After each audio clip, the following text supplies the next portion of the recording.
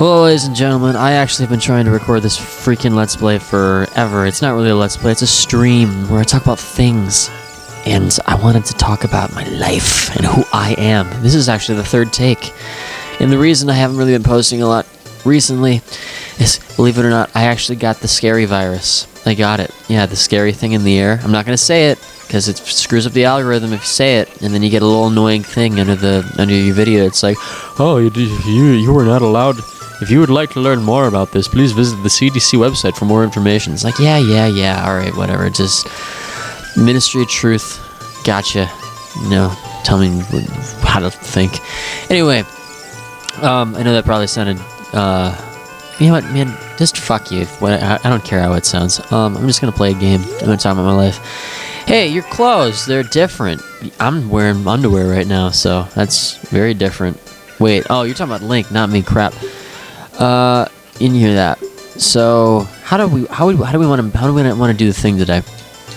I've been getting into a lot about political correctness and cancel culture because I have just a really bad experience with it, guys. It's really goes deep with me in the sense that, look, I don't know, I think I want to go through some story time. I'm going to clear up some shit because, there are the good folks, the people who watch this channel who don't know me in real life, who just kind of found my video on male loneliness, and you're like, whoa, this guy is, like, talking about my issues. I'm not alone. It's like, no, you're not alone. I'm in this shit with you.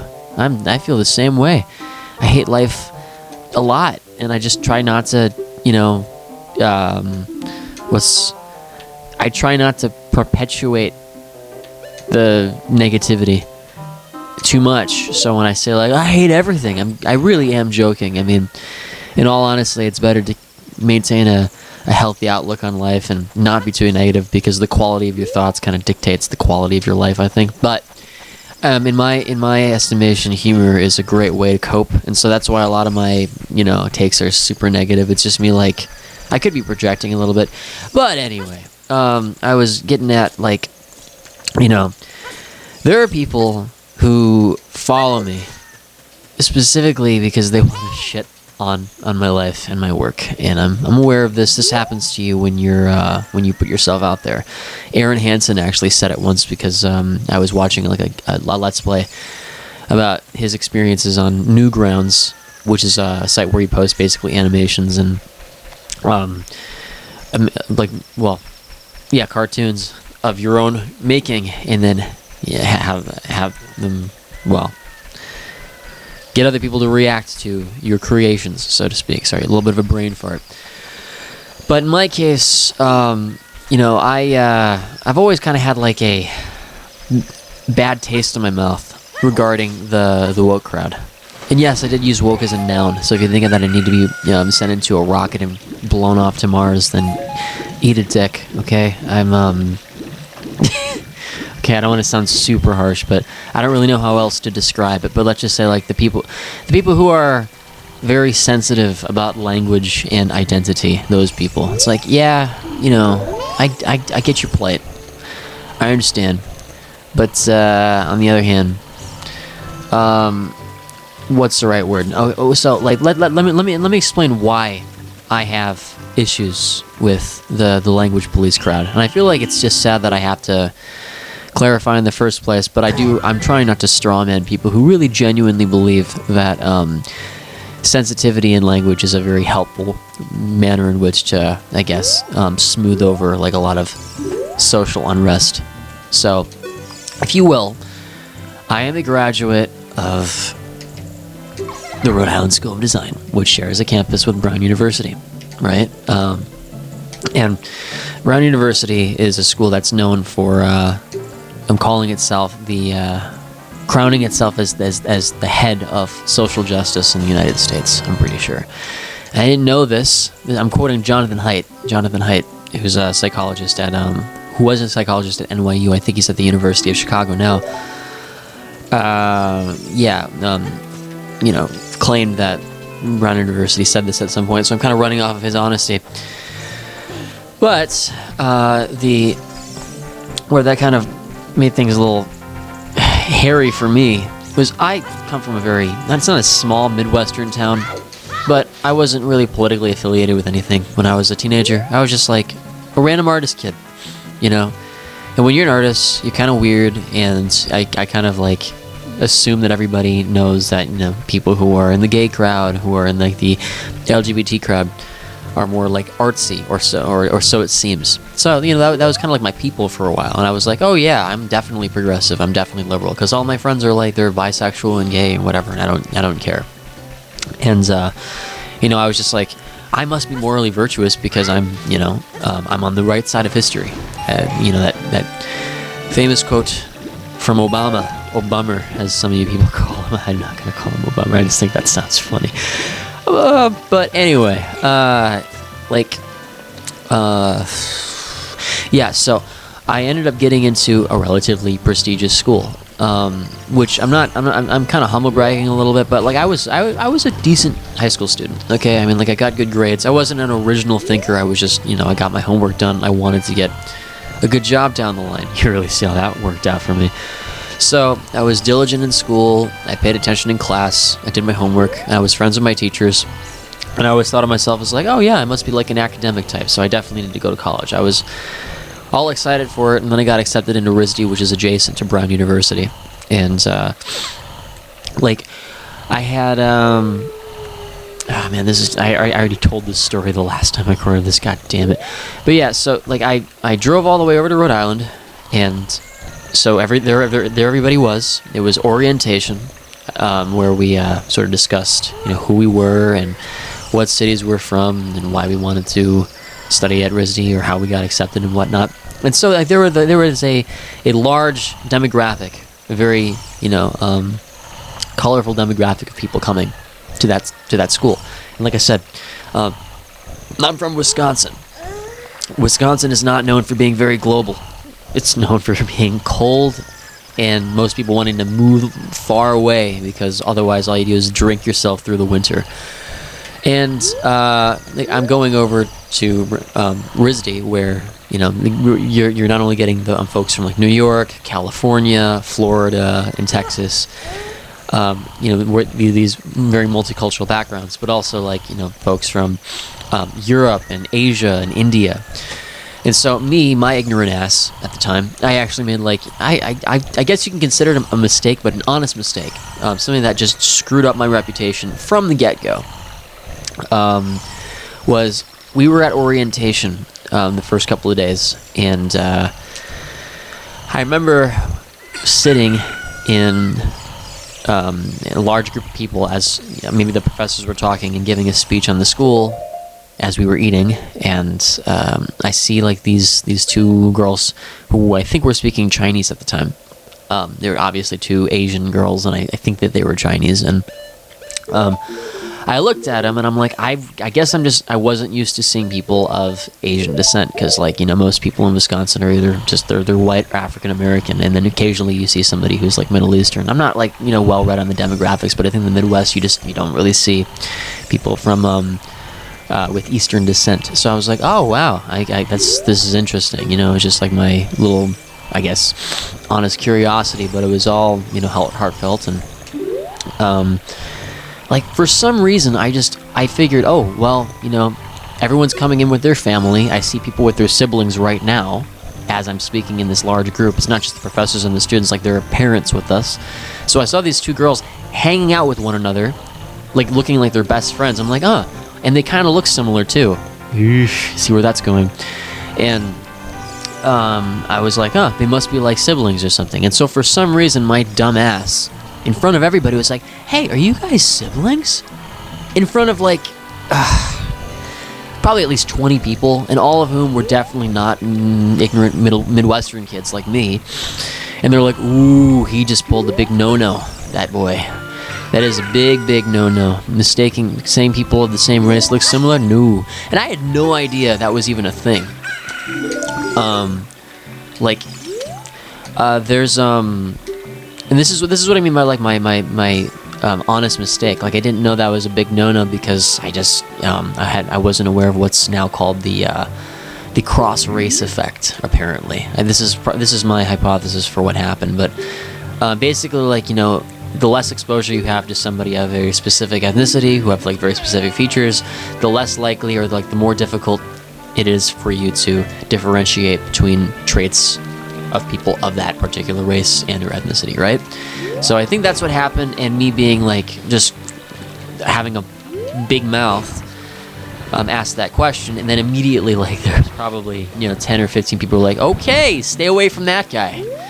That guy is definitely bad. He's bad news bears. And just because I asked the question. And the way I found this out was the following day, because orientation was 2 days. It was a weekend. I think that was I think it was Friday, and then the following day was Saturday, and we had like a large meeting in the auditorium at RISD, and the dean gave a long speech about the school's mission and what the students were getting themselves into, like foundation year as a first year, the hell that it puts you through. I can go into my experience as an art student if anybody wants, but it's a long story. But anyway, I'm in the crowd, and the dean's like asking people questions, trying to be interactive and charismatic with everybody, and me with just wanting to feel like I'm important.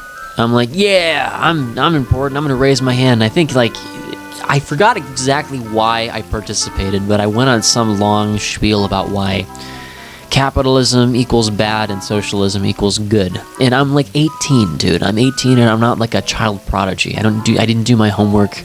I hadn't done my homework, and I really felt like I was probably just doing that to virtue signal to everybody else that I'm like, oh yeah, I'm smart. I know the world.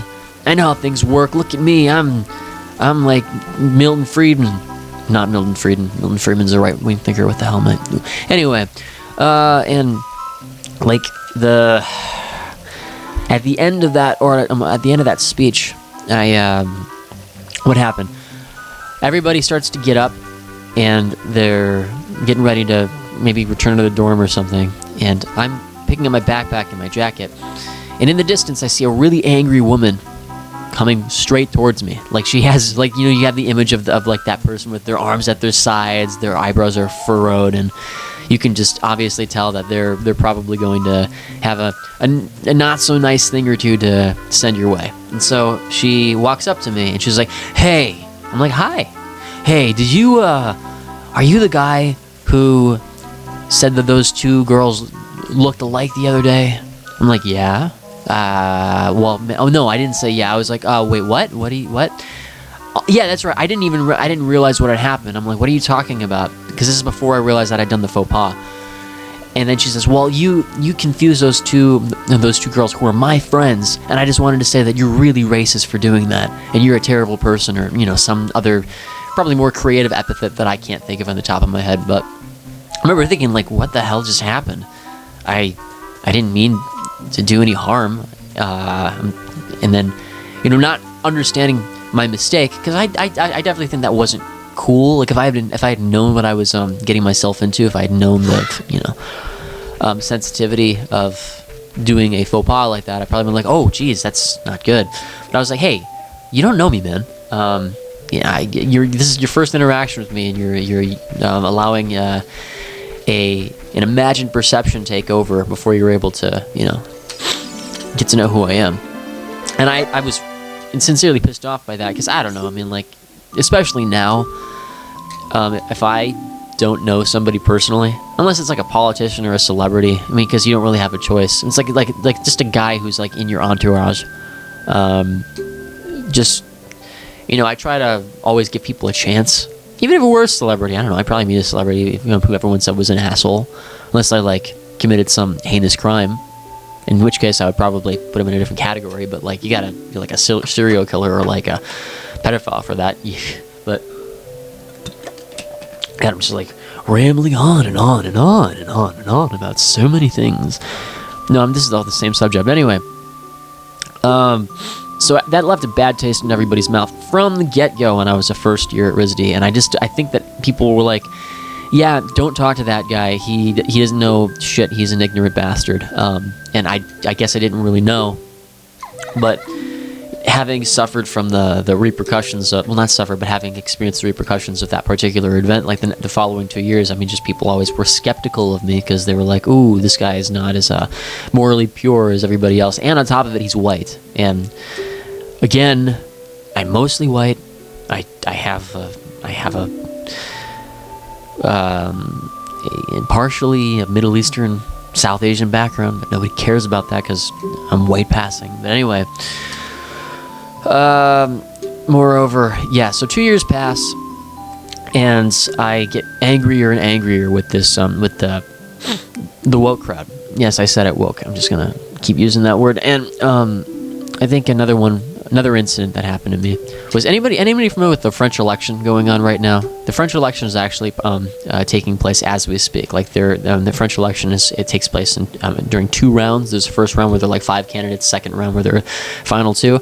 Well, this is 2017 when this happened to me, and I remember making a piece about like the French presidential election that featured, Marine Le Pen, who is a far-right candidate, and I was just kind of like making a political statement about something, and it wasn't even like for Marine Le Pen. It was just mentioning that she exists and that she is a participant in like in the election. And I remember like showing this to my professor, and he said, "Oh, you shouldn't be making a piece about this. Marine Le Pen is absolutely insane, and she is racist." And that was his words, and I'm like, well, I wouldn't necessarily say the word racist. I think that she definitely has some policies that are extreme, and I definitely wouldn't agree with myself. But I can't say with the limited information that I have. And then he looks at me and is like, "Oh, you can't have an opinion like that because you're white." And he just tries to shut me up. And I'm like, dude, like, you don't even know me, man.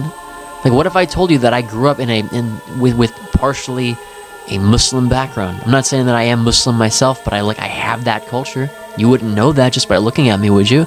You just assumed everything about me because of my skin color, and that like really pissed me off. Nowadays, I'm like, whatever, man. That's just gonna happen. People aren't gonna know. They're going to assume things about you, and I can't be like so. I can't have so many expectations of other people to know, what I am, just because human beings are stupid. I'm stupid. We're all fucking stupid, just on different subjects. To quote Mark Twain for all of you. But time passes, and then eventually I gotta to be respectful of her, my ex-girlfriend, who I have nothing against. If she is watching this, hey man, we're cool. That's it. That's all I want to say. I'm not gonna go too far into it. But we definitely had our like anti-PC phase where we were really angry about it. And, we were posting on social media, and there was this one person who posted on her social media feed who is a makeup artist, right? And they said something like, it's very difficult to be a person of color in this field, fuck your pale aesthetic. And she read that. She was like, hey, man, why do you got to say fuck your pale aesthetic? And like that's like directly targeted at my skin color. And this is about inclusivity. And so she said something along the lines, like, it shouldn't be about skin color. It should be about, like, who you are, et cetera, et cetera. But you guys know how inflammatory that sounds to somebody who is, very left-wing. I've talked to people who are left-wing, and they don't hear that like a centrist or a right-wing person. Like a right-wing person hears that and they're like, oh yeah, obviously identity is stupid and we're all individuals here. But like somebody who is more progressive is going to hear that and you're like, well, that's a complete erasure of somebody's lived experiences if to tell them it's not about your skin color, because their skin color actually matters to them. And it's not necessarily a train of thought that I understand myself, but just to steelman it when you say that in a thread where you're obviously outnumbered by people who definitely disagree with you on the principle, and are resentful about a multitude of things after the fact. They kind of took what she said, distorted it, and basically destroyed, or at least made an attempt to completely destroy her reputation and mine. And then 2 months later, because this is September of 2018, we decided to participate. Well, she got a role in the Barcroft video, and I'm sure that a lot of you guys watched that thing where I look like Willy Wonka. A lot of you people probably like, yeah, that's ballsy. I'm like, I was just being stupid, and I asked her personally. It's like, hey, can I be a part of that video? She's like, oh, fine. I really shouldn't have done that. That was stupid of me, but hey, it's a life lesson learned. And then, you know, as she was getting a lot of, well, let's call it press for what she was doing, her makeup, those same resentful people who definitely think that, like, the ultimate sin is race. Well, I mean, you know, that's that the spirit over time is that the ultimate sin, the ultimate faux pas, is any kind of racism, any kind of like discrimination on the basis of identity. Wanted to exaggerate what had happened in September, recontextualize it, and make her out to be a garbage person. And me too, because I was the one who definitely influenced her in the first place. Because I was like, hey, you know, like, I understand that you think, you know, identity is important and all, but I think that we've been taking this too far, and la la la la la. I was a lot more right wing back then, and now I'm like, now I just don't care. I'm like, I understand both sides. You know, I was like, I had my Ben Shapiro phase and my Jordan Peterson phase, and then even for like a little half second, I actually watched Vosh, and I'm like, oh, this guy actually has some interesting ideas. You know, Vosh and Destiny and all those guys and ContraPoints. It's like I've jumped all across the political spectrum, such that, like, I just think of it's too complicated to take a side.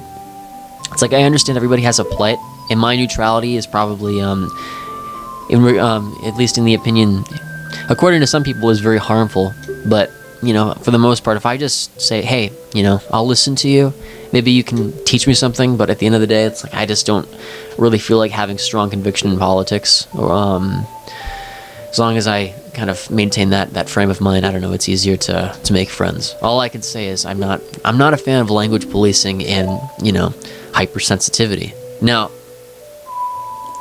let me just clarify, just for anybody who's watching this, because I have a feeling that most people are in agreement, just to challenge ourselves a little bit. There are some of us who say, like, you know, it's fine to say offensive things. No, let me rephrase that. So the reason that a lot of people who are very progressive, when they hear, like, it's okay to say offensive things, why they, like, wince at that, is they hear it's okay to say offensive things, it's okay to free speech is important, la la la la la. They think that you are okay with saying, like, racial slurs or you know, categorizing people on the basis of identity, or like marginalizing them. They truly believe that, and so they don't hear your neutrality or your sort of like classical liberal statement and go, oh yeah, that makes sense. They hear it as like you're actively ignoring a social issue that is clearly in front of you, and they believe it exists, and since you do not agree with a lot of the with the premise, you were thereby a terrible person. And that's kind of what I've gone at, by like really making a strong attempt not to steelman, you know, the left, coming from like a person who's definitely had more exposure to like mainstream right thinkers nowadays. I think that's like because of Joe Rogan. I would say that Joe Rogan's probably more right wing now, as much as he wants to call himself left wing, but you guys tell me. I still need to have you guys on the podcast to you know, change my mind a little bit, because I'm so open to hearing you out. And just again to clarify, if you do identify as a progressive, if you do identify as a leftist, I'm interested in talking to you, and I'm not here to tell you that you are wrong. I just think more or less the problem of our time is there's and people on the right are guilty of this too, is like we're all guilty of strawmanning or characterizing the other side without actually getting to know how these people think. Because you strawman, you're like, oh, it's easy to denigrate the other side. My informed opinion is clearly superior. If you put me in a ring with somebody else from like the left or the right or whatever, however you orient yourself, you think that you would win very easily, and it's not the case. You know, you really have to train your ideas and your speech to get good at it, and that's like the lesson that I learned from this incident that I'm describing to you guys. Sorry for the little tangent, but anyway. So after that Facebook status or that thread, my girlfriend at the time, who had a mildly large social media following, which I'm sure some of you guys are already well aware of, did an Instagram live sometime in days following the release of that video. And given the resentment a lot of this crowd had, they during that Instagram live, a few of them I don't want to say sabotage, but just crashed the party and put her on the spot, asking her questions like, well, why did you say this, and how dare you erase or minimize the importance of black cultural identity or something. And we're all like, dude, relax. I mean, like, we're stressing the importance of individuality, and it shouldn't be about your race. And it was like the conversation didn't go very far because I hadn't really talked about it too much at length. It was just something that I'd always wanted to discuss, and then that was the first time I was actually in the ring with everybody. Looks like the sound just cut off. All right. Well, anyway, I'll just I'll keep going for a second. But actually, wait. Let me fix this. The sound just cut. All right. Sorry about that. Yeah. So I didn't really understand the gravity of the situation, and I wasn't familiar with how left-wing thinkers really thought at the time. And I'm saying, like, at the time, I was definitely more of the right side of this particular issue. And then everybody was like, "Oh, you just hate black people. You just hate people of color. You just hate people who are who look different from you, and you want an excuse to be able to talk about their identity, their skin color, without punishment." And that obviously was not the case. I'm just saying that I think it's stupid. For example, like during Halloween, it's like you should be able to wear whatever the hell you want, and if somebody doesn't like it, well, I mean, ultimately you made the choice. If everyone, and people can make fun of you. Maybe you had a stupid Halloween costume, but it's not going to be dictated by like a specific legislation. Like if you just have a dumb costume that nobody likes, I'm of the opinion that it's better to let the group decide themselves, and not the school saying, "Oh, you can't wear that." I don't know. It's maybe someone can change my mind about that, but nevertheless, what I found unfair about it all is I try to keep an open mind. And I wanted to, the sound's definitely going to keep cutting out. So, okay, we're just going to deal without the sound. I thought it was unfair because so many people just wanted to denigrate my character because they disagree with me. And down the line, like there's video that was taken of that Instagram Live. Because what happens when you actually go on Instagram Live is somebody, sorry, I'm sick. Okay. Cut out the last 20 seconds. So during that Instagram Live, she was put on the spot, and she had to answer these questions, or she felt like she had to answer these questions, because otherwise, she probably would have felt that she didn't look strong in the face of her opposition. But the whole thing turned into like a debate with the freaking comments of the live chat, which is already pretty stupid. And afterwards, I mean, like, it wasn't great. It's not like we made great points or whatever, because neither of us really knew what we were getting ourselves into. And then once the live ended, what I forgot was, at the time, when you go on Instagram Live, when you went on Instagram Live, the live video is saved for approximately 24 hours, meaning that even after our live was over, it was still visible to the public for a good period of time. And, somebody decided to record it in its entirety and then post it to YouTube with the title, Tristan Blum and name of my ex-girlfriend, racist video. It got like 100,000 views on YouTube, and was a testament to how poorly either side understands each other, because, everybody was upset about it, and I'm sure that most people didn't watch the whole thing. And from that point on, people who are very progressive have had this image of me as like, oh, he's just a terrible person. He needs to be canceled. He shouldn't be allowed to have a platform. Which, I mean, I already think is pretty, heinous, of course, because I think that people deserve platforms no matter what. because that's the sort of the nature of democracy, and nobody has like a monopoly on the direction of culture. But that's obviously my own personal opinion. But now, but for like the longest time, after receiving like death threats from people and bad comments, or like some of the meanest things that you can think of. I mean, people like trying to contact my family of all sorts. I was like, okay, I think I need to take a break from social media for a while. So I did. And it was good and bad, because I always wanted to be like an Instagram artist, or like somebody who was able to get commissions online and to make his living as an artist on the internet, because I'm not a very big fan of the free market. I think that the free market's okay, but just like, like for artists, for example, it's hell. But we can probably get into that in a debate setting. But after what had happened, I felt like I wasn't able to participate in anything online, because everybody was like, "Oh, Tristan's just a terrible person." So I avoided all social media for like 2 years, and I posted occasionally drawings online, but I wouldn't even like say anything about my own political opinion. I was over it, and that was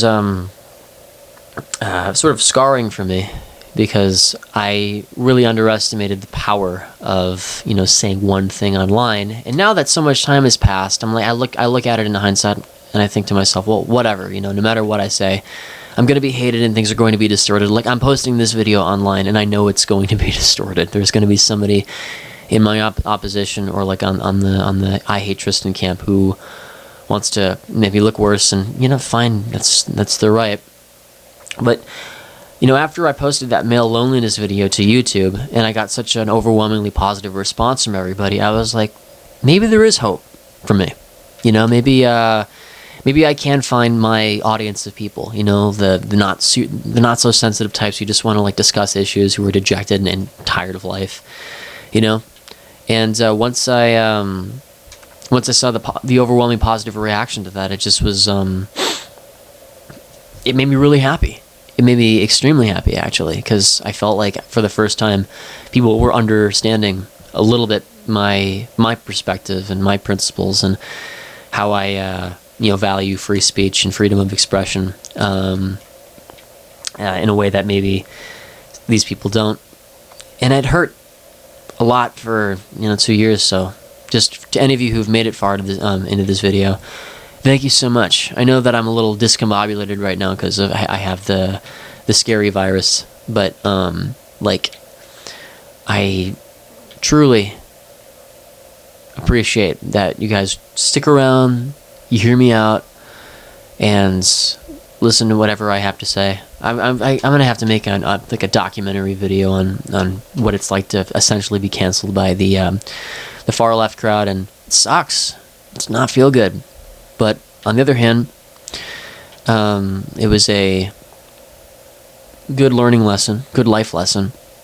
I stick by my principles more strongly than I used to, and I'm ready to just present myself as I am on the internet, understanding that there are consequences of showing your face, because not a lot of people can do that. I mean, like, you really have to be kind of brave to put your face online and then expect people to react positively to it, because otherwise, like, there are haters, people who will just completely shit on you because it's hilarious for them, and then obviously they have the anime profile picture, that's the common trope, and they get to tear you apart while you're putting yourself out there. But I don't know, I think that there's a lot of bravery in it, and even people who kind of get a bad rep online, I don't know, I kind of root for the underdog, in the sense that I know that feeling of wanting to do something right and then getting a negative reaction. It's like that's failure, but you really need to fail incredibly before you really experience any kind of success. And I'm not saying I have experienced great success in my life. It just, you post one video and people are actually like, oh, hey, this is resonating with me. And you're like, wow, I did something right. Okay, I'm going to continue to do something like this then. And sorry, I don't know where the hell is the fire? Damn it, how do I get fire? It's got to be in here somewhere. Oh, that's where it is. Damn it, now I remember. Anyway, sorry that there's no sound. I've been trying to solve this problem with OBS for a while now, but it's just, I don't know if it's a problem with this particular game or that I'm on a new computer, but yeah, it's unfortunate. Okay, anyway, well, I'm glad that you guys sort of heard me out a little bit on this. If you want to hear me go more into depth about, well, this particular issue, I think I'll make a more in-depth, yeah, I will. God damn it, I'm so fucking sick. I'm repeating myself too much. I will record a video of me and why, you know, it means a lot that people on the channel watch, because I'm just trying to connect with the other people who are just tired of everything and don't really care about, you know, their reputation and just want to make friends. You know, that's honestly what I'm here for. Finding like my community, my audience, and maybe we can interact with one another. It'd be really cool if I can make it to like 10,000 subscribers sometime, and just have like random people on the podcast and ask them about their lives and make it about like them, you know, make it about the everyday man. That's what I want, you know, not just famous YouTubers or whatever. Like I would be so happy to have a platform where I could just get like, you know, normal people who work who lead very difficult lives on, and then, you know, you really get to hear the voice of the downtrodden in America. But god damn it, I really fucking hate this guy. Anyway, this has been a very long video, so thank you for staying this far. I think I might split this into 2 parts. Yeah, this is probably going to be a 2-part video, and if you would like me to go more in depth, more in detail about that being canceled shit, would love to, but again, I cannot say it enough. Sorry for being sick, but you guys have given me hope that maybe I can do something cool online if I continue and just, you know, try to connect with people. And I'm sure that I'm like the millionth YouTuber to say something like that, but we're all the same. That's where I'm coming from, and that's the angle I'm coming from with all this. I'm you and you guys are me, you know. I'm lazy and I like playing video games and talking a lot, so there I am. Whoop-de-freaking-do! Okay, I think that this video is over, and now I'm gonna edit it and probably post the first part today. Ta-da! Alright, thanks folks, and I will see you round. It's been Tantris Humble. Whatever. Ciao.